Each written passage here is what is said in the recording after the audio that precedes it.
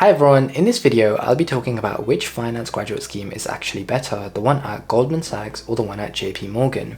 I'll be using 5 different factors to judge this, which are rotations, working hours and salary, professional qualifications, internal mobility, and graduate network. So I did an internship at both companies, and so all of the things that I mentioned in the video are from my own personal experiences. If you are new here, I'm Love and I make videos about early careers, books, personal development, and so if that's the sort of thing that interests you, please consider subscribing. Okay, so let's get straight into it with our first category, which is rotations. At Goldman Sachs, once you've been accepted onto the new Analyst program in the finance division, you could be in one of the following subdivisions. So you could be in legal entity controllers, you could be in regulatory reporting, product control, tax, financial planning and analysis, and there's so many other different teams that you could be in. But the point is that once you've actually been placed in a team, there are no rotations, and therefore you stay in that team until the end of your program. However, on the other hand, at J.P. Morgan, as part of the 3-year graduate program, you actually do 3 different rotations, each being 12 months long, and therefore you get allocated to a team when you start your program, and then for the second and third rotation, you actually get to submit your preferences, and then the organization will try and match up those preferences with the different vacant business needs, and therefore you might get your top preference or one of your top few preferences for your second and third rotation. So Goldman Sachs don't offer rotations as part of the new analyst program in the finance division, while JP Morgan actually do offer rotations.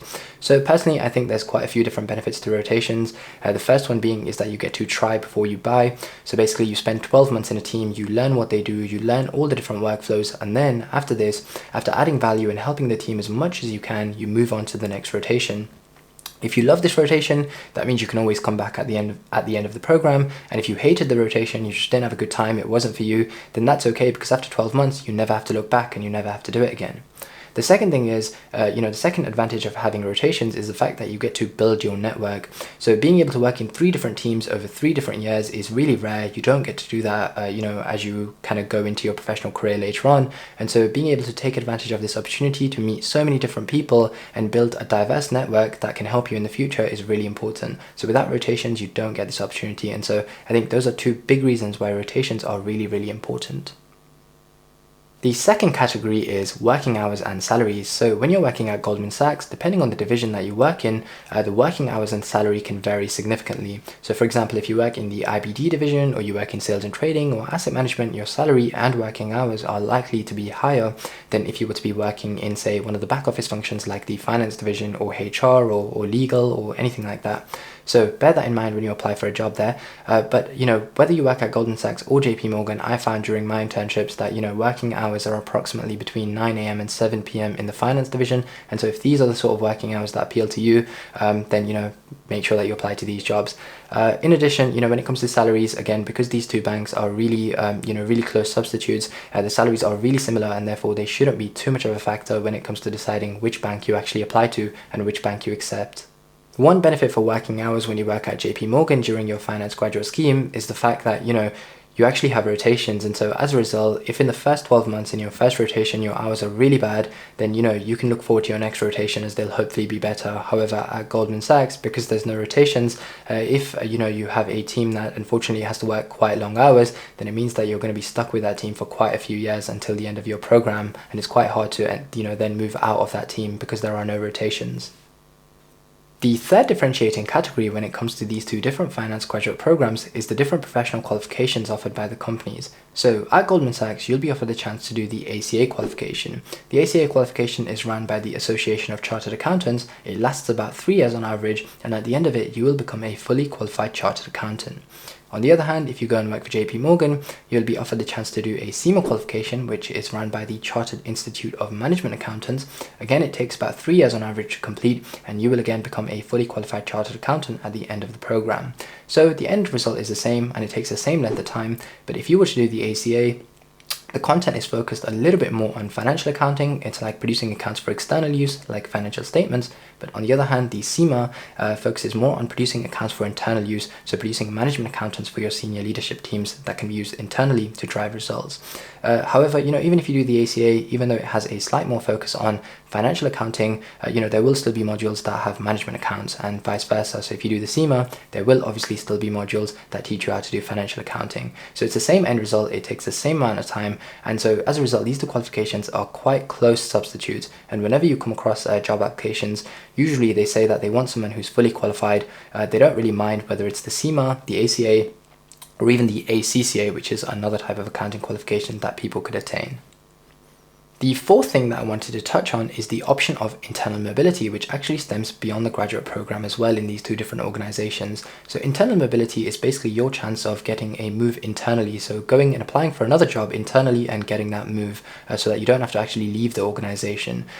From my experience at Goldman Sachs, I found that most people had actually been in their roles for quite a long amount of time, and they were quite specialized in these roles. So you'd often find, VPs that had been in their role, for more than 5 to 6 years, and, they've been doing this role for a long amount of time.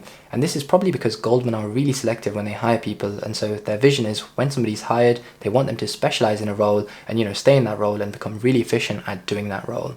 In contrast, at J.P. Morgan, when I was there, people had done quite a few different roles within the division before they actually got to their current role. So often I'd find, somebody that had been working at the firm for about 6 to 8 years or longer. But during that time, they'd actually done 3 or 4 different roles by the time they got to their current role. And as a result, the possibility of having internal mobility within a division to a different team or even to a different division entirely, I found was a little bit higher at JP Morgan. This could be the case because, JP Morgan is actually a bigger organization in terms of the number of employees it has. And therefore, it might be easier to actually get internal mobility within JP Morgan. But that was just my experience, that internal mobility was easier there compared to Goldman Sachs from what I had seen. The fifth and final factor that I'd like to touch on is the graduate network. And what I mean by this is the number of people that are hired in every single year and the number of people that would therefore be in your cohort when you come to starting your job. So at Goldman Sachs, I found that, they only hired about 8 to 10 different graduates every single year. And so it was quite selective in who they hired. And so the pool was quite small. On the other hand, at JP Morgan, I found that they hire about 25 to 50 different graduates each year in the division, and so the pool is much larger, and therefore, as a result, you have more graduates that you could potentially become friends with, establish genuine connections with, and it just means that you have a larger network, when you start at the organization that you can carry on as you continue to grow in the organization. This is really useful because, the more people the more people that you're friends with, and the more people that you connect with, the better it is for your career. So if you prefer a larger graduate pool compared to a smaller graduate pool, then JP Morgan might be a better option in this case.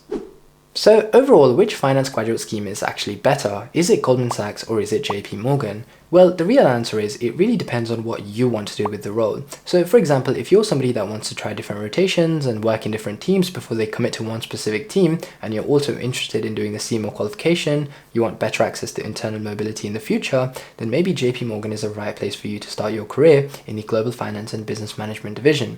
However, in contrast, if you're somebody who really likes to specialize in one area, you have a team in mind where you want to go and you really just want to become a subject matter expert and specialize in that one area and add so much value in that one area, then maybe Goldman Sachs is the right place for you to start your career. Again, if you've chosen that you really just want to do the ACA qualification, well, in that case, again, Goldman Sachs would be the right place for you to start your career as an analyst in the finance division. So those were just the 5 factors that I used when I was comparing whether I preferred Goldman Sachs or JP Morgan. I'm sure there's so many other factors as well that you'd want to consider, but these are just the top 5 things where I think that there is a little bit of differentiation between the two different organizations, which are both great overall. I hope you found this video useful, and if you did, then please hit the like button for me. Thank you so much for watching, and see you in the next video.